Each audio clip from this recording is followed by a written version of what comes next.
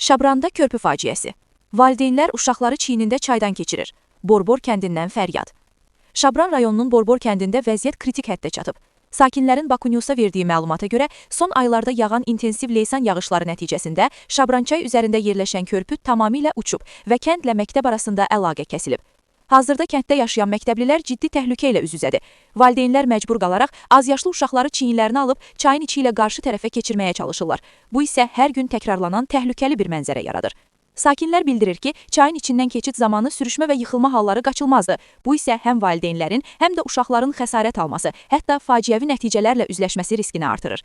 Hər gün ölüm qorxusu ilə uşağımızı məktəbə aparırıq. Bir dəfə ayağımız sürüşsə, nəticəsi çox ağır ola bilər, deyə kənd sakinlərindən biri bildirib.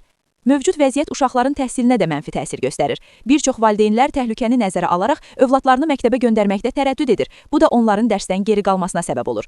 Sakinlərin tələbi nədir? Borbor kənd sakinləri aidiyyətli qurumlara səslənərək təcili şəkildə Şabrançay üzərində yeni və təhlükəsiz körpünün inşa edilməsini xahiş edirlər. Onların sözlərinə görə bu problem artıq sosial məsələ olmaqdan çıxıb insan həyatı üçün real təhlükəyə çevrilib. Bir kəndin taleyi, uşaqların həyatı və gələcəyi sözün əsl mənasında bir körpüdən asılı qalıb. Aidiyyətli qurumlar bu fəryadı nə vaxt eşidəcək? Mövzu diqqətimizdədir. Mən Şabran rayon vətəndaşı Məmmədov Yadullah. Hal-hazırda da Borbor kəndində gördüyünüz kimi çay körpünü dağıdaraq yarası vəziyyəti salıb. Dayım oğlu şəhid Şahbazlı Əlkan məzarda çayın o tayında gördüyünüz ağaclığın içərisindədir. Qəbristanlıq oradadır. Yəni ziyarət etmək üçün məcburam ki, kəndə hər gələndə sapoq gətirim özümdən, geyinim sapoğu, keçim çayın o tayına ziyarət edeyim və qayıdım gedim. Gördüyünüz kimi 2025-ci ildə aprel ayında sel dağıtdığı körpüdə elə olduğu kimi də olduğu vəziyyətdə qalır. Yəni gəliş-gediş nəinki mənim, hətta kənd sakinləri belə çətinlik çəkirlər. Körpə uşaqlar və azyaşlı uşaqlar digər kəndə, məktəbə gedirlər, Padar məktəbinə. Gediş-gəliş çətinləşir. Valideynlər çiynində aparı gətirir. Çoxu qorxur ki, sel yenidən gələr. Yağışlı havada heç kim uşağın məktəbə buraxmır ki, sel yenidən gələr və hər hansı bir ciddi bir ziyan törədər. İnşallah ki, lazım olan tədbir görsələr. Vəziyyətdəki göz qabağında çək bir dənə ətraflı. Baxın da sel nə günə qoyub kəndi, nə vəziyyəti qoyub. Qəbristanlığa keçmək mümkündür, qeyri-mümkündür. Kənddə hüdürüş olur, ölü bastırmağa getmək ki, gərək 10 km, 15 km məsafəni avtomobillə qət eləyək. Körpü bu vəziyyətdə, azıncaqlı vəziyyətdə. Uşaqlarımız məktəbə gedə bilmirlər.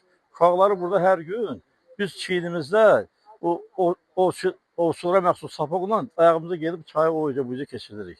Xahiş edirik ki, bunlar bir tədbir görəsin. Bir ildir sel bərbad günə qoyub ki, bir il ərzində heç kim bizim istədiyimizə, bizim dərdimizə əlac eləməyib. Növbəti seli gözləyirik, yoxsa nəyə gözləyirik? Xahiş edirik sizdən artıq dərəcədə ki, bir tədbir görəsiniz. Əlaqədar təşkilatlar tədbir görsünlər. Qış mərasimi vardı. Burada qış mərasimi deyənə, cəmaət buradan verdi yasını, buradan ora oxudu. Yəni buradan qəbristanlığa keçməyə, yəni vallahi hansı quruma çox adama gülərlər. Heç bir qurum gəlib bizə kömək eləmədi. 40 gün idi, cəmaət gəlib burada gəlib qəbristanlığa buradan yasını oxuyur. Ölü yəsiyib qəbrin üstə gedə bilmədi. Yəni böyle haqsızlıq olmaz da, bu boyda haqsızlıq olmaz. Çox azıncaqlı Mən Məlikov Saməddin Rəşadoğlu. Biz məktəbə gedə bilmirik. Atam belində keçirdi. Və çayın o yüzünə keçəndə qorxuruq. Elnur Adırov Murad oğlu həmin bu çayda keçəndə çətinlik çəkirik və təhsilimdən geri qalır. Mən Xanbutayeva adamlı Gündüz qızı. Mən məktəbə getmək istəyirəm, amma çətinliklə gedib gəlirəm. Ancaq elə günlər də olur ki, mən gedə bilmirəm.